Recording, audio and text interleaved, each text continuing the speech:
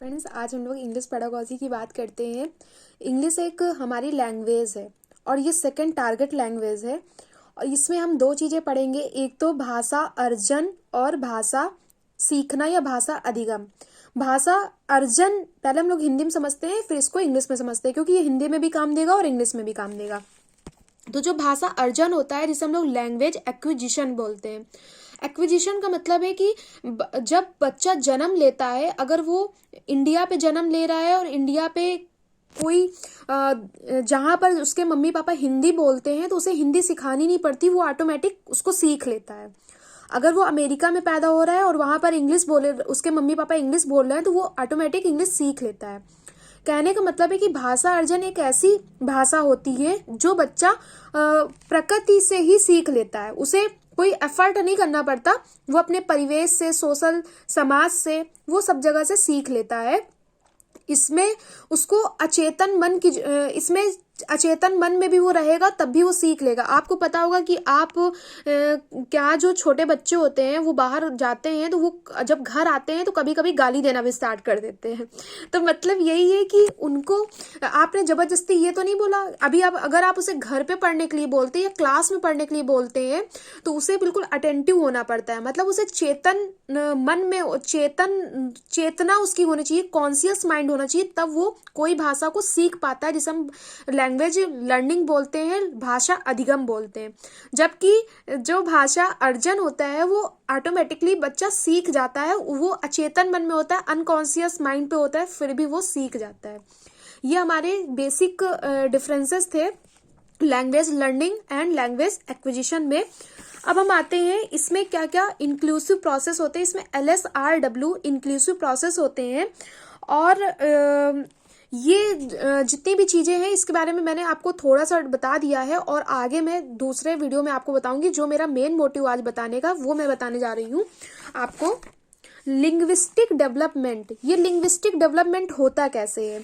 जब भी linguistic development का मतलब होता है स्टडी ऑफ ह्यूमन लैंग्वेज। आप ह्यूमन है, मैं ह्यूमन हूँ, ह्यूमन लैंग्वेज के बारे में बात कर रहे हैं। जैसे चॉम्स्की ने भाषा अर्जन की बात करी थी, भाषा ह्यूमन लैंग्वेज की बात करी थी। उन्होंने कहा था कि जब कोई बच्चा जन्म लेता है, कोई मनुष्य का बच्चा जन्म लेता है, तो वो मनुष्य की ही बोली बोलता है। अभी वो इंग्लिश बोल रहा, हिंदी बोल रहा, स्पेनिश बोल रहा, फ्रांसीसी बोल रहा, कुछ भी बोल रहा हो वो, लेकिन वो मनुष्य का बच्चा मनुष्य की ही भाषा निकालेगा। फिर वो किसी भी लिपि में लिखी हो, किसी भी भाषा में लिखी हो, तो या कोई भी बोली बोल रहा हो। लेकिन अगर कोई गाय का बच्चा जन्म लेता है तो वो गाय की भाषा बोलेगा, कोई बिल्ली का बच्चा है तो कोई बिल्ली की ही बोली बोलेगा। तो इस वजह से लैंग्वेज डेवलपमेंट का मतलब है कि स्टडी ऑफ ह्यूमन लैंग्वेज। यहाँ पर हम किसी एनिमल्स की बात नहीं कर रहे, किसी भी बर्ड की बात नहीं कर रहे, यहाँ पर ह्यूमन लैंग्वेज की बात कर रहे हैं। लिंग्विस्टिक डेवलपमेंट होता है ह्यूमन लैंग्वेज की स्टडी के बारे में यहाँ पर हम बात करेंगे। जैसा हम सबसे पहले चॉम्स्की की बात करते हैं। चॉम्स्की ने कहा है कि जो बच्चा होता है वो जन्म से ही ह्यूमन लैंग्वेज निकाल सकता है। उसके अंदर एक डिवाइस पाई जाती है, वो डिवाइस आप ऑपरेशन करके निकाल नहीं सकते, लेकिन फिर भी वो डिवाइस एक होती है जो आपकी ह्यूमन की लैंग्वेज को प्रोड्यूस करता है, जिसको हम कहते हैं LAD, लैंग्वेज एक्विजिशन डिवाइस। इसका फुल फॉर्म भी कभी कभी पूछ लेता है। अब हम ये जो लिंग्विस्टिक डेवलपमेंट है, इसमें बहुत सारे हमारे कुछ अलग अलग यहाँ पर ये सोशियोलॉजिस्ट हैं जिन्होंने अपने अपने अलग अलग मत दिए हैं। यहाँ पर हम उसकी बात करेंगे। सबसे पहले हम सोशियो लिंग्विस्टिक की बात करते हैं। सोशियो लिंग्विस्टिक का मतलब है, लिंग्विस्टिक मतलब लैंग्वेज, सोशियो मतलब सोसाइटी, सामाजिक भाषा की हम बात करेंगे। यहाँ पर हमेशा आपको समाज की भाषा के बारे में एक संबंध बताया जाएगा, relation between language and study. इसको हम कहेंगे द ब्रांच ऑफ लिंग्विस्टिक भी बोल सकते हैं। भाषा के बारे में ये ब्रांचेस का काम करती है, ये आपको अलग अलग सोच के लोगों के बारे में बताएगा। जैसे सबसे पहले हमारे आते हैं व्यवहारवादी, दूसरे आते हैं हमारे स्वदेशवादी, तीसरे हमारे आते हैं रचनावादी। जिसके रचनावादी NCF, जिसमें अभी एक क्वेश्चन अभी जस्ट आया है कि NCF हमारी किस पे आधारित है, तो वो रचनावादियों पर ही, रचनावाद पर ही आधारित है। तो यहाँ पर हम ये देखेंगे कौन कौन से हमारे लिंग्विस्टिक्स हैं जो व्यवहारवादी हैं, जिसको बिहेवियरलिस्ट बोलेंगे, या फिर नेटिविस्ट, या फिर कंस्ट्रक्टिविस्ट बोलेंगे। यहाँ पर हम देखते हैं These linguistics are broadly categorized.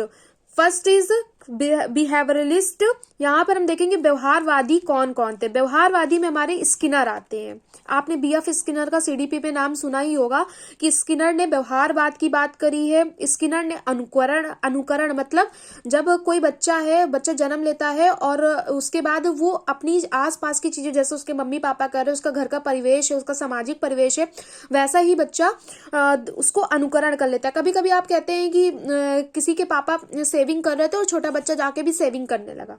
तो क्यों? क्योंकि बीएफ स्किनर थे जिन्होंने कहा है, व्यवहारवाद के बारे में कहा है, बिहेवियरिस्ट हैं। इन्होंने कहा है कि बच्चा अनुकरण करके सीखता है।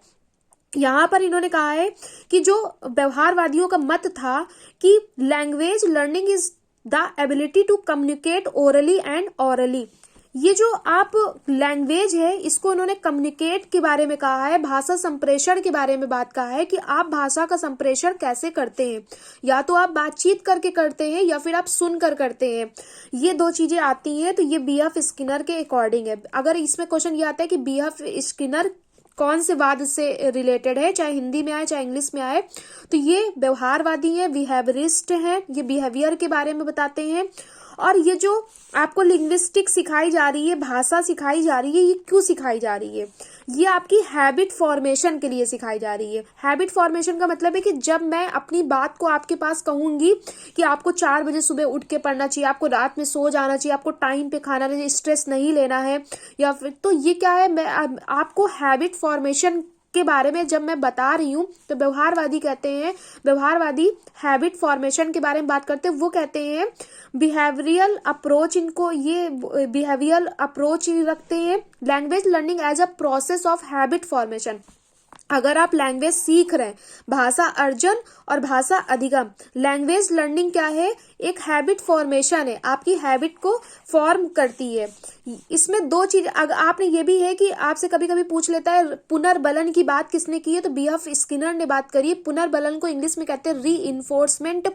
रीइंफोर्समेंट का मतलब होता है कि जब आप बच्चे को कोई काम करने के लिए कुछ उसको उत्प्रेरित करते हो। इसमें दो आते हैं। एक पॉजिटिव रीइंफोर्समेंट आता है जिसे हम लोग धनात्मक या सकारात्मक पुनर्बलन बोलेंगे, और एक आता है नकारात्मक जिसे निगेटिव रीइंफोर्समेंट बात करते हैं। तो पॉजिटिव इन्फोर्समेंट का मतलब है जब आप उसको इनकरेज करते हो, करेक्ट चीज के लिए, करेक्ट हैबिट के लिए आप उसको टोकते हो या उत्तेजित करते हो या उसकी गलती को सुधार करते हो, तो ये पॉजिटिव रीइंफोर्समेंट होता है। या मोटिवेशन भी एक तरह का पॉजिटिव रीइंफोर्समेंट है। निगेटिव इन्फोर्समेंट है मिस्टेक के लिए। यहाँ पर आएगा क्वेश्चन ऐसे बनता है कि करेक्ट हैबिट्स होती हैं, जो जब आप किसी भी लर्नर्स की करेक्ट हैबिट्स करना चाहते हैं या हैबिट्स करेक्ट करना चाहते हैं, उसमें आप कौन सा रीइंफोर्समेंट दे रहे हैं, तो पॉजिटिव रीइंफोर्समेंट होगा।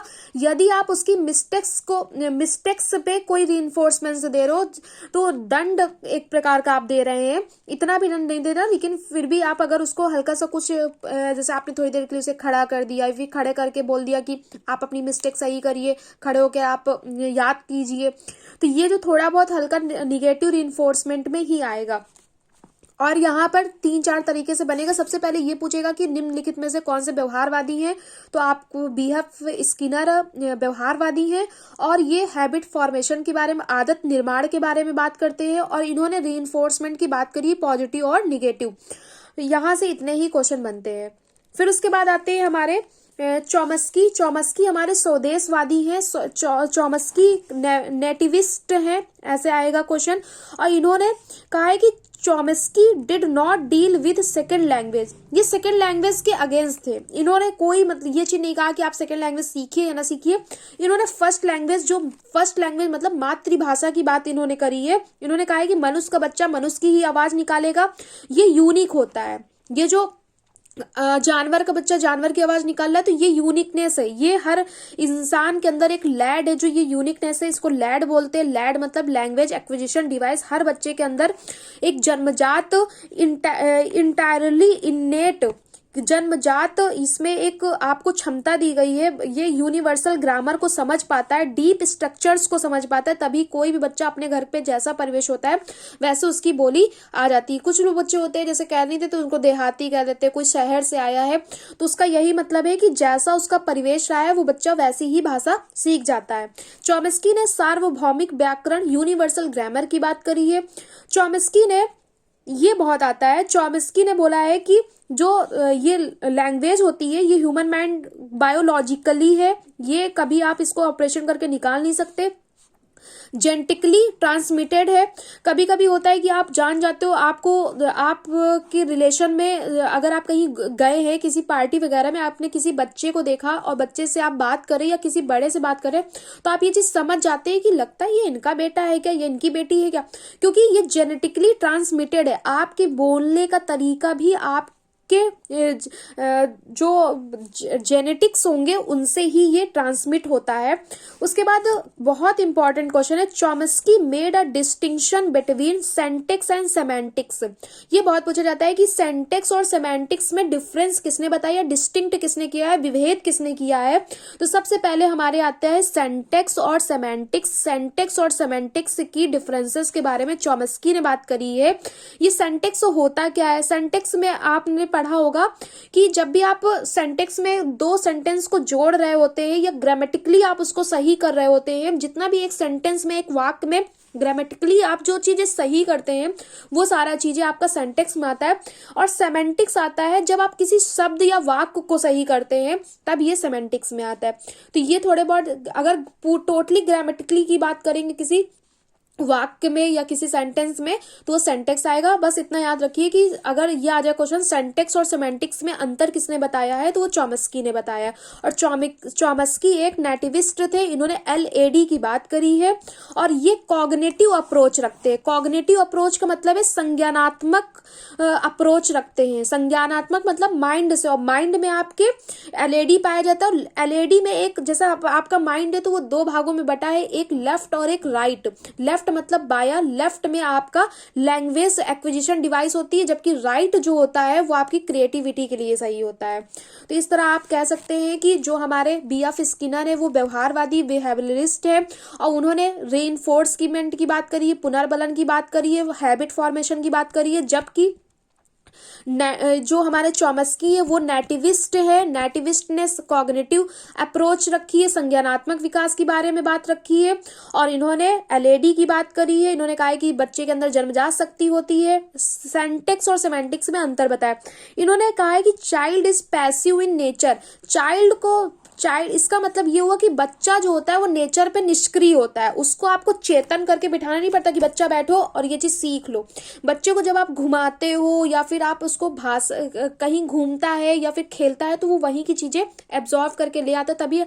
तभी हमारे NCF ने ये चीज कहा है, या NEP ने 2020 ने भी ये चीज कहा है कि बच्चे को करके सीखने दीजिए, या परिवेश से सीखिए, वातावरण से बच्चा सीख के आए। ये हमारी बात हो जाती है।